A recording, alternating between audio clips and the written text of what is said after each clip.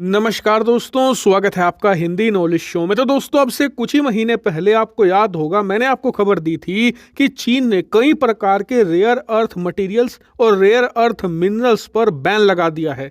चीन उन्हें अब इंटरनेशनल मार्केट में एक्सपोर्ट नहीं कर रहा और ये पूरी दुनिया के लिए उस समय एक बड़ा झटका माना गया था, क्योंकि चीन में दुनिया के करीबन 35% से ज्यादा रेयर अर्थ मेटल्स पाए जाते हैं, जिनका इस्तेमाल लड़ाकू विमान बनाने में किया जाता है, अन्य प्रकार के हथियार बनाए जाते हैं। इसके अलावा आपके स्मार्टफोन से लेकर टीवी, आपके तमाम इलेक्ट्रिक उपकरणों में इसका इस्तेमाल बड़े लेवल पर किया जाता है। इसके अलावा जो तमाम इंडस्ट्रीज हैं जिसमें बड़ी बड़ी फैक्ट्रियां होती हैं, इन्हें चलाने के लिए भी आपको रेयर अर्थ मेटल्स चाहिए। और सबसे खास बात, जो कहा जाता है कि फ्यूचर इलेक्ट्रीफाई होगा, जिसमें आपके सारे वाहन, चाहे ट्रक हो, बस हो, कार हो, बाइक हो, सब इलेक्ट्रिक होंगे। बिना रेयर अर्थ मेटल के आप उनकी कल्पना भी नहीं कर सकते, बनाना तो बहुत दूर की बात है। और इसीलिए इन मेटल्स पर बैन लगाने के पीछे मकसद चीन का ये था कि जो ये भारत अमेरिका मिलकर साजिश रच रहे हैं ना, तमाम फैक्ट्रियों को यहाँ से ले जा रहे हैं, अपने देशों में लगा रहे हैं, जिससे कि चीन की इकोनॉमी गिर रही है, तो हम रेयर अर्थ मेटल पर ही बैन लगा देते हैं और फिर देखेंगे कि कहाँ से ये मैन्युफैक्चरिंग करेंगे और कहाँ से फैक्ट्रियों को चलाएंगे।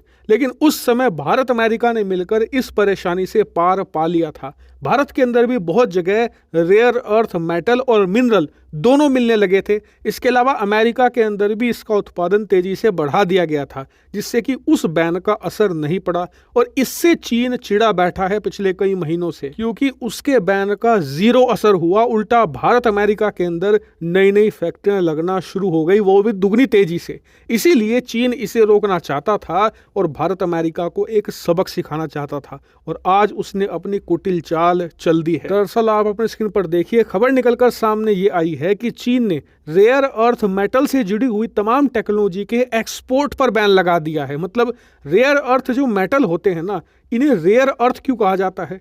क्योंकि ये ज़मीन के अंदर बहुत ही कम मात्रा में पाए जाते हैं। इसे रिफाइन करना पड़ता है और इसके लिए ढेर सारे प्रोसेस अपनाए जाते हैं। एक बार में आप इसे रिफाइन नहीं कर सकते, और उस रिफाइन करने के प्रोसेस में बहुत ही ज़्यादा कॉम्प्लेक्स टेक्नोलॉजी का यूज़ किया जाता है। और ये टेक्नोलॉजी ज़्यादातर आती है चीन से, क्योंकि पूरी दुनिया ने 2018 से पहले रेयर अर्थ मेटल को सप्लाई करने का ठेका एक तरीके से चीन को दे रखा था। इसीलिए इसकी सारी टेक्नोलॉजी भी चीन ने ही डेवलप करी। इसीलिए दुनिया के बाकी देशों में जहां पर रेयर अर्थ मेटल मिलता भी है, वहां पर चीनी टेक्नोलॉजी का इस्तेमाल किया जाता है। चीन अपने उपकरण देता है, तब आप जमीन से रेयर अर्थ मटेरियल को एक्सट्रैक्ट करते हैं। और चीन ने अभी इसी पर रोक लगा दी है, और ये बड़ा सरदर्द बन गया है भारत अमेरिका ही नहीं, पूरी दुनिया के लिए। यहाँ तक कि रूस भी फंस गया है, क्योंकि रूस में पूरी दुनिया का ऑलमोस्ट 6 से लेकर 7% रेयर अर्थ मेटल मिलता है। लेकिन मिलना एक अलग बात है,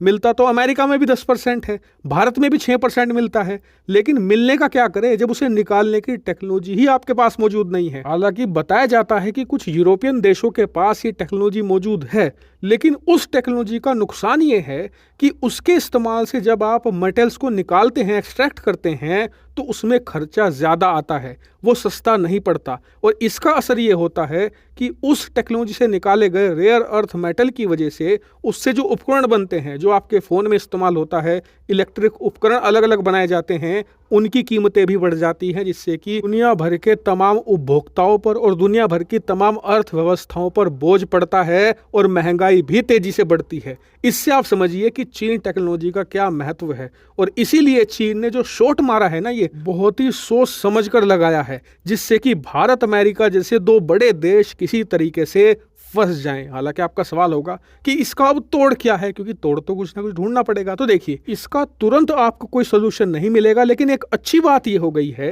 कि अभी रेयर अर्थ मेटल्स का ज़्यादा यूज़ नहीं होता है, खास करके डिफेंस इंडस्ट्री में सबसे ज़्यादा इसका इस्तेमाल होता है। लेकिन अब से 5 साल बाद इसका इस्तेमाल सबसे ज़्यादा होता, और तब भी भारत और अमेरिका जैसे देश चीनी टेक्नोलॉजी पर निर्भर रहते। ऐसे में अगर चीन तब इस पर बैन लगाता तो हम बहुत बुरा फंसते और नुकसान इतना भयानक होता कि आप सोच भी नहीं सकते। लिटरली हमें घुटने टेकने पड़ जाते चीन के सामने इस टेक्नोलॉजी के लिए। लेकिन अच्छी बात यह हो गई है कि चीन ने अभी इस टेक्नोलॉजी पर बैन लगाकर थोड़े समय के लिए थोड़ा फायदा तो कमा लिया है, लेकिन लॉन्ग टर्म का भयानक नुकसान उठा लिया है। क्यों? क्योंकि अब भारत अमेरिका लग जाएंगे इस टेक्नोलॉजी को सस्ता बनाने में, और आने वाले 2 से लेकर 2.5 साल में हम इस मामले में भी पूरी तरीके से आत्मनिर्भर होंगे। और खास बात यह है कि इसीलिए चीन के एक्सपर्ट खुद कह रहे हैं कि चीन ने गलत कदम उठाया है, क्योंकि इससे भारत अमेरिका जैसे देशों को शॉर्ट टर्म में मुश्किल से 1-1.5 साल के लिए थोड़ा बहुत मामूली नुकसान होगा, लेकिन भविष्य में फायदा ही फायदा होगा। जबकि अगर चीन अपने इस हथियार को बचा कर रखता ना और इसका इस्तेमाल 2026 के बाद करता, तो भारत अमेरिका की लंका लग जाती। और ये बात सही है, लेकिन चीन के राष्ट्रपति शी जिनपिंग ने गुस्से और बदला लेने की भावना में जो ये जल्दबाजी में फैसला ले लिया, ये आगे चलकर चीन को बहुत उल्टा पड़ेगा। हालांकि इस मामले पर मैं आपको आगे भी अपडेट देता रहूंगा। आप लोग चैनल को सब्सक्राइब करके रखना।